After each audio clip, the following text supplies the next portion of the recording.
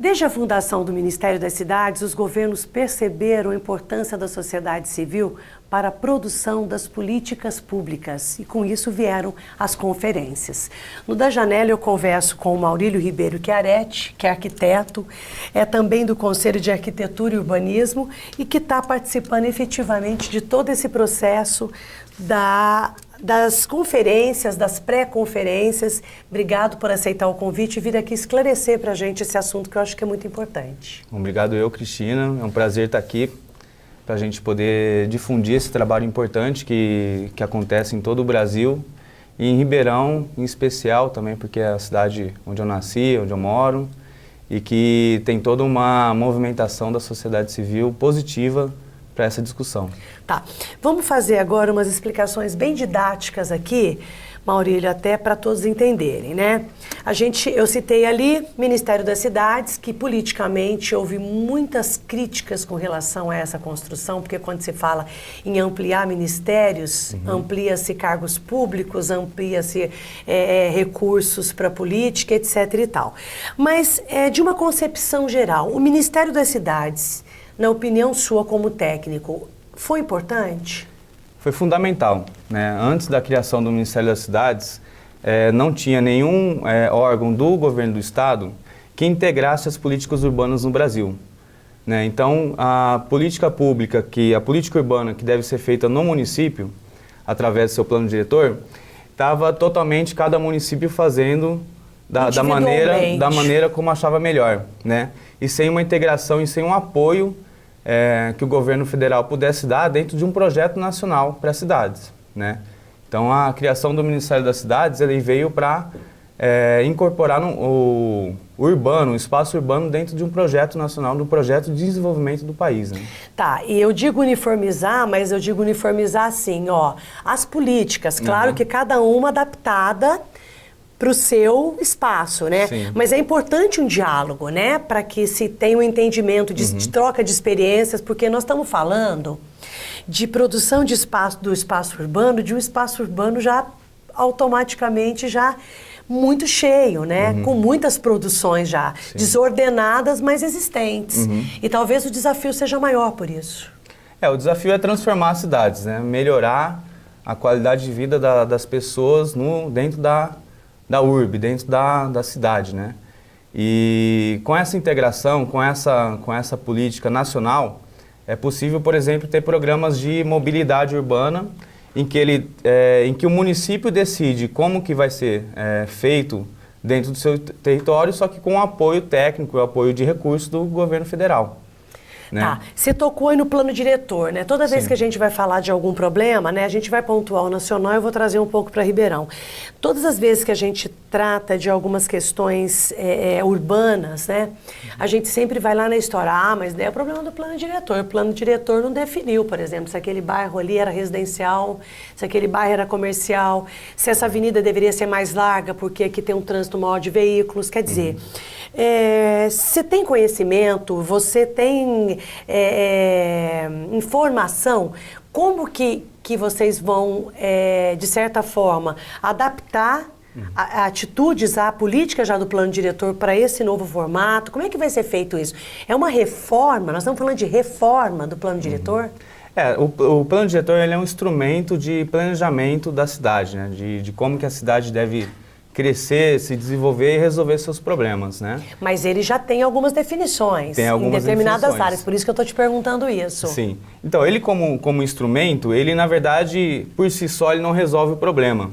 Ele dá orientação para o executivo resolver esse problema. Ele dá o norte de como que a cidade deve continuar se desenvolvendo, né? Então, por si só, ele é um instrumento técnico, né? Uma lei, na verdade, que deve ser atendida, deve ser respeitada. No entanto, ele não é a solução do problema, ele é uma orientação para uma possível solução do problema, né? Agora, ele o que ele pode mudar, na verdade, na vida das pessoas, né? O que ele consegue, na verdade, transformar no dia a dia das pessoas, né? Se o plano diretor é feito com base na realidade do município, entendendo todas as suas dificuldades, olhando para as favelas, olhando para os problemas ocupação de APP, problemas ambientais, problemas de mobilidade, e dar soluções com prioridade para atender a população mais necessitada, né? Essas soluções que o plano diretor vai orientar, se elas executadas, sim, elas conseguem ter uma transformação aí dentro da vida da pessoa, né? Uhum.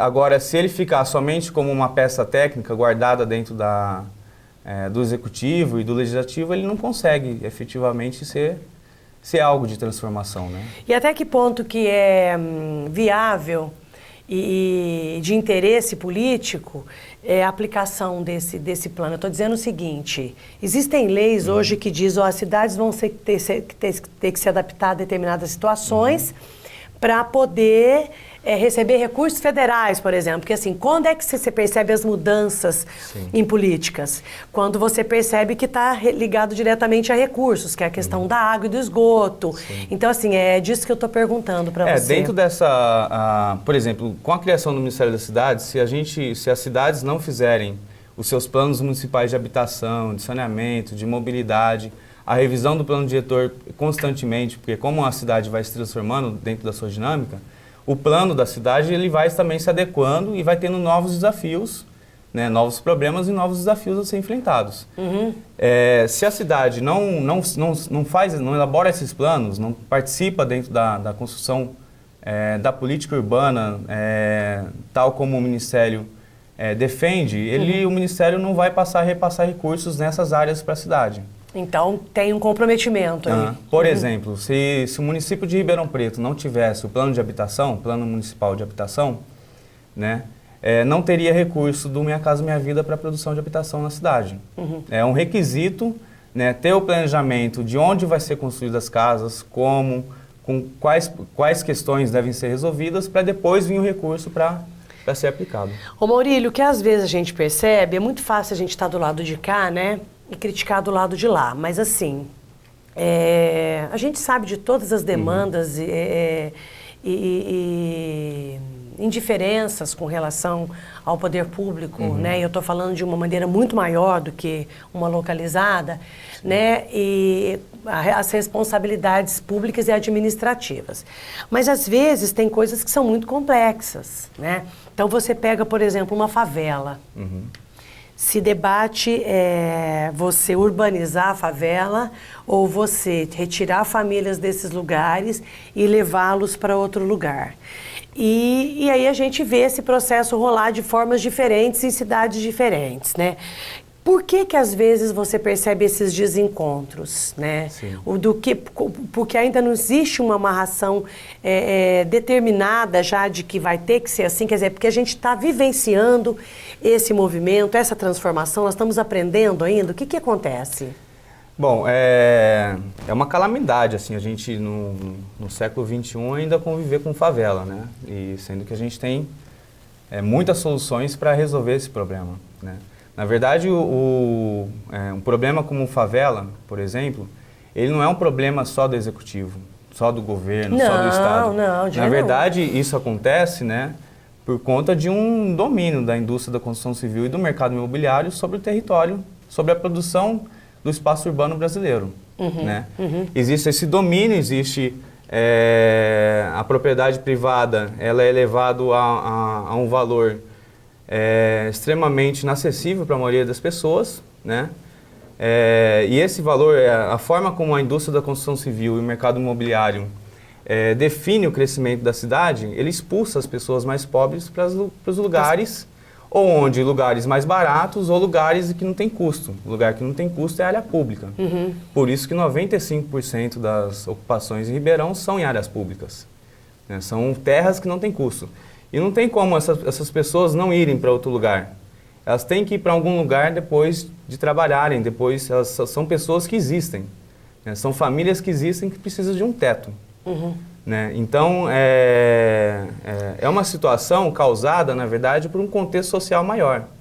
Né? Não pensando só o Estado, só a sociedade civil, só o mercado. Na verdade, é toda uma relação social que acaba provocando isso. Essa situação. Você está me dizendo, então, que o que precisa se repensar é uma política onde a gente possa incluir e responsabilizar determinados setores para trabalhar também essas mudanças, né? Porque o poder público sozinho realmente ele não vai fazer, né? Ele nem tem como fazer, né? Existem as resistências sociais e nem tem como fazer. Nós estamos falando de uma falta de participação efetiva de alguns setores nesse processo? Sim, com certeza. Eu acho que o poder público ele não consegue enfrentar da maneira como deveria o mercado imobiliário, a indústria da construção. Ele não enfrenta esse setor econômico, que é um setor econômico muito forte, que é o que está sustentando o país aí, que segurou com relação à crise e tudo mais. E para resolver os problemas das cidades, problemas ambientais, problemas de habitação, de mobilidade, ele tem que enfrentar essa indústria, ele tem que enfrentar esse setor econômico. Só que se não tiver, como o poder público é enfraquecido para isso, na verdade, eu acho que na verdade falta um pouco de coragem até. A sociedade civil tem que cobrar dele, tem que se organizar para estar presente junto a todas as definições que o poder público faz com relação à produção do espaço urbano. A sociedade tem que participar para poder, inclusive, fortalecer o Estado na defesa dos direitos da população. E quando você fala que falta um pouco de coragem, tem também um pouco aí de conivência, né? Sim. Porque nós sabemos da quantidade de campanhas políticas que são financiadas pelas indústrias, né? E não é de agora, né? Sim. Então, assim, vamos pegar lá do passado, a gente sabe de escândalos, etc. Então, o poder financeiro sobrepondo todos os outros. Sim.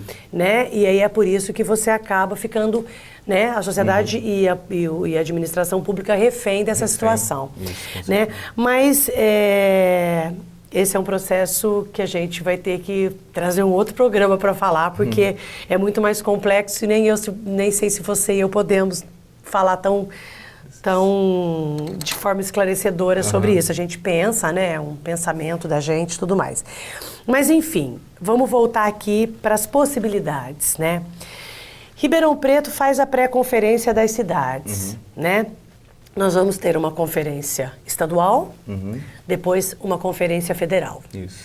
Levam-se as ideias, as sugestões, os desafios, agregam, né? Existe um diálogo ali para poder se pensar nos próximos passos das políticas públicas e as transformações, tá? Isso daí, teoricamente, é perfeito, tá? Mas Ribeirão está tentando trazer uma outra vertente nessa questão, que é, antes da pré-conferência estadual, da conferência estadual, está sendo feita uma pré-conferência, né? Porque aí você tem um olhar focado sobre a sua cidade. Fala um pouco dessa pré-conferência da qual você foi explicar lá, como que vai funcionar todo o esquema. Sim. Na verdade, Ribeirão Preto vai fazer a sua conferência municipal, né? E da conferência municipal se elege os delegados e se aprova um documento com diretrizes e propostas tanto para Ribeirão Preto como para políticas públicas urbanas em todo o país, que vão para a estadual, né? Junta todos os documentos dos municípios que fizeram suas conferências e todos os delegados eleitos nessas conferências, aprovam um documento estadual e uma delegação estadual que vai para uma conferência nacional, que depois vai aprovar um documento final e vai eleger o Conselho Nacional das Cidades, né, que é o conselho que é representante dos diversos segmentos da sociedade civil, empresários, trabalhadores, movimentos sociais, próprio poder executivo, poder legislativo, ONGs, academias, entidades de classe, todos os segmentos da sociedade podem participar desse processo. E eles comporão o Conselho Nacional das Cidades, que vai acompanhar toda a execução da política pública do Ministério das Cidades, dentro do seu mandato, né? A pré-conferência municipal aqui em Ribeirão Preto, né, da qual a sociedade civil está se organizando para participar, é um elemento extra dentro desse processo. Né, a sociedade civil, através das suas representações em sindicatos, em associações de moradores, em ONGs, em movimentos, né, se organizou para discutir a sua cidade, discutir o que quer levar para a conferência, né, para se organizar, na verdade, e mobilizar a população a participar mais desse processo, né, que é um processo de uma construção da democracia participativa no país, né, que se inicia com a Constituinte 88, né, onde esses espaços são abertos para a criação de conselhos municipais, conselhos populares de diversos temas, E agora, o que a gente precisa fazer é incorporar esses espaços que foram conquistados lá atrás. A gente não pode deixar, num correr da história, as conquistas que a gente teve serem esquecidas e se perderem, né? Tá. A gente vai fazer um intervalo, a gente volta para continuar, tá bom? Tá.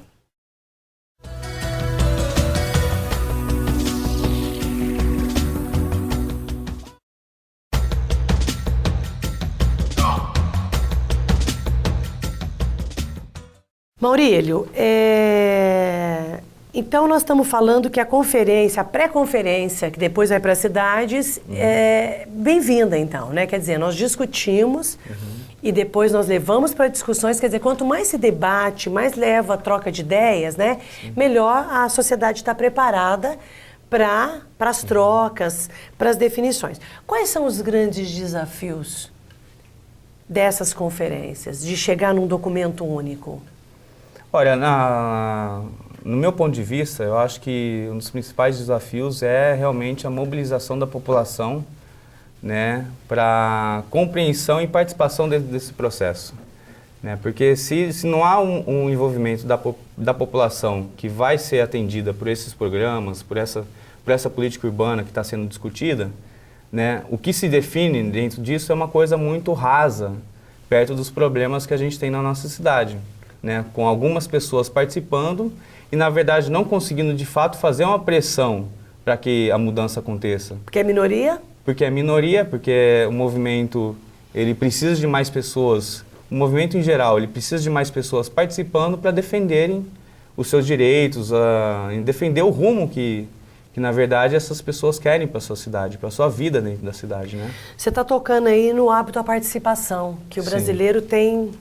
De certa forma, o hábito à participação, eu acho que nesse caso a gente pode dizer que é brasileiro mesmo, que é bem pequena, né? Essa gostar de participar. Normalmente essa referência de participar, ela é tida como preconceituosamente como pessoas que são desordenadas, doidas, que não têm o que fazer e que querem rebater o que está instituído oficialmente. Mas nós não estamos falando disso, nós estamos falando de entender o processo, né? E às vezes ir para conhecer, que é o conhecimento que vai fazer a transformação, né, Maurílio? Com certeza.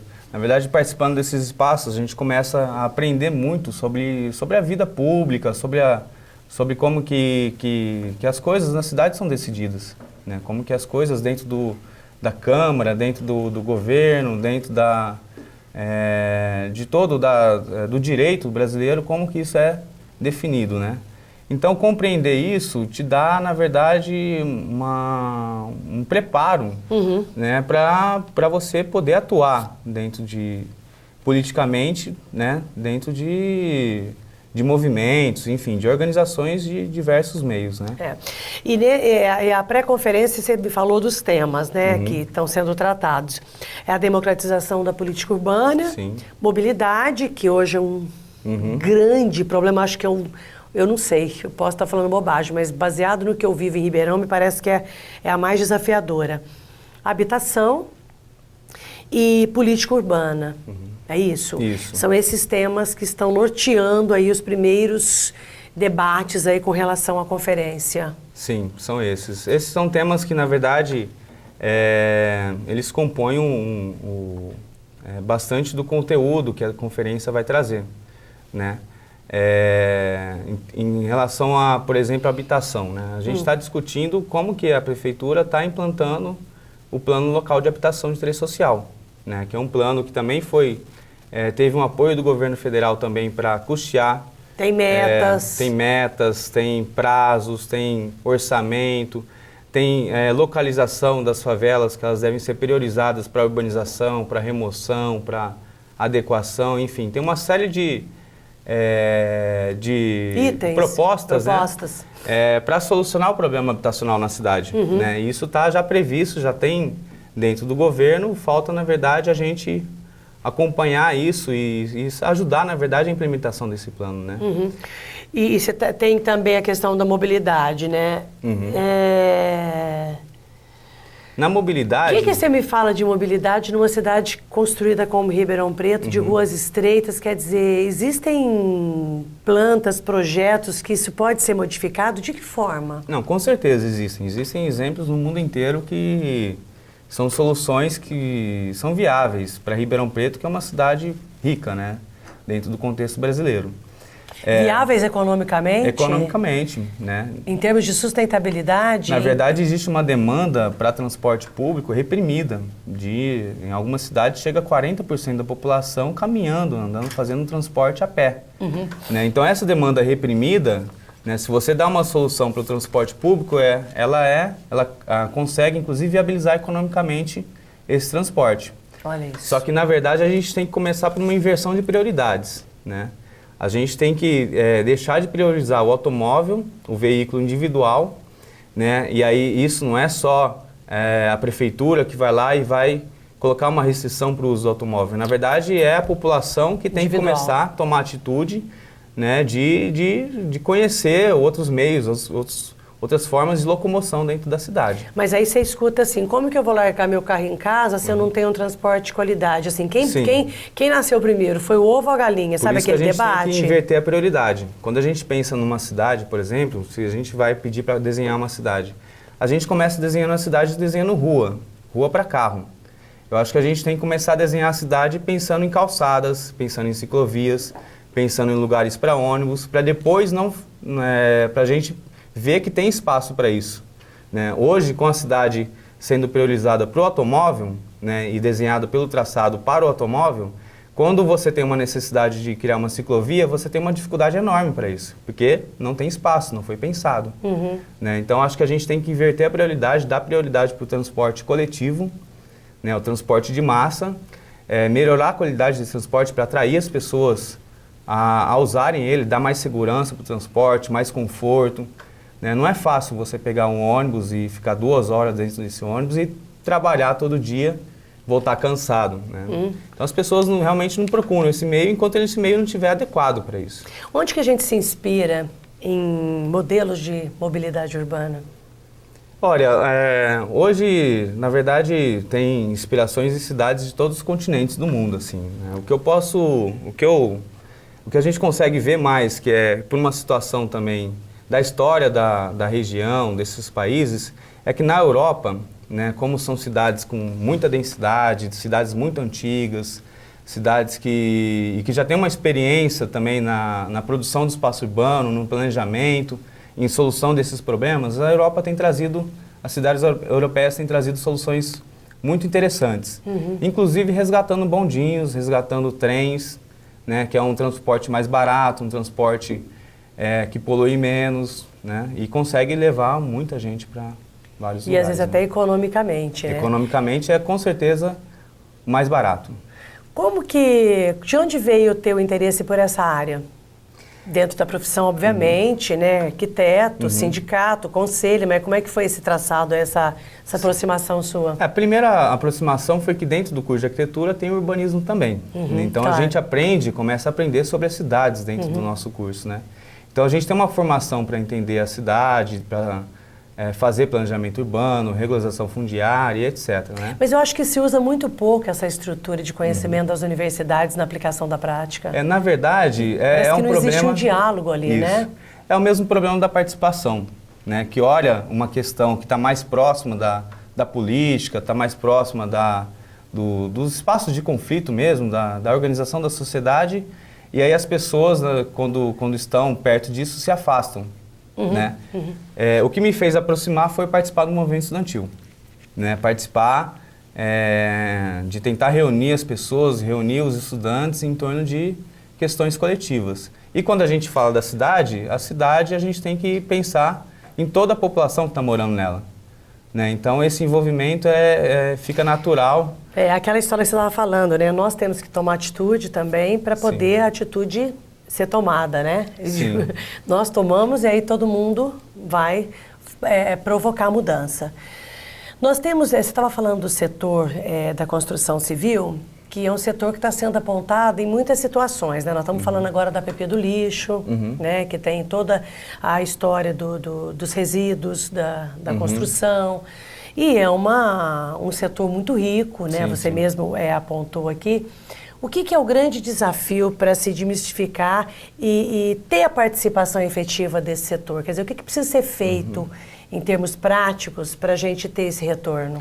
Eu acho que a primeira coisa é quebrar o monopólio das empresas que cuidam disso. Né? Isso não pode ser monopolizado. A questão do lixo não pode ser monopolizada.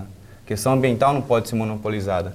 E a gente vê aí, por muitos anos e em vários governos inclusive que são opositores entre si, mantendo uma estrutura de cuidar da infraestrutura e do saneamento em Ribeirão da mesma maneira, né? Então, enquanto a gente não... Troca o governo, mas a empresa continua a mesma. E o sistema continua o mesmo, né? E a empresa, na verdade, como empresa, ela tem que lucrar sobre isso. Ela busca lucrar sobre esse serviço prestado, né? E aí o lixo, enquanto não se desenvolver uma cadeia produtiva econômica para se utilizar o lixo, né, reciclar o lixo e voltar ele para a sociedade como um produto, como uma matéria-prima nova, né, ele é tratado da maneira mais barata, né, que é o que a gente vive hoje em Ribeirão Preto.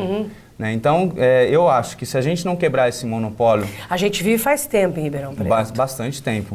Né? E construir essa cadeia produtiva para a reutilização do lixo, né? E isso dá para fazer de diversas maneiras, exemplos tem muito, falta na verdade a gente parar para fazer, a gente não vai continuar na mesma situação, né? De estar desperdiçando lixo. E a questão da construção civil, que a gente estava conversando aqui no intervalo, a história de que uma construtora hoje ela faz obras grandiosas e também Minha Casa Minha Vida. Sim. O que tem de errado nessa história? Só para ilustrar, você está estudando, está fazendo mestrado? Sim. Eu faço mestrado na FAO, né, da USP em São Paulo. E estou estudando as estratégias dos agentes do mercado imobiliário em Ribeirão Preto. Ribeirão Preto. Né? Fala um pouco dessa observação com relação a uma construtora construir para a classe de mais alta renda. Mais alta renda, né? Existem construtoras que, né, por exemplo, a política para a produção de habitações de interesse social. Né?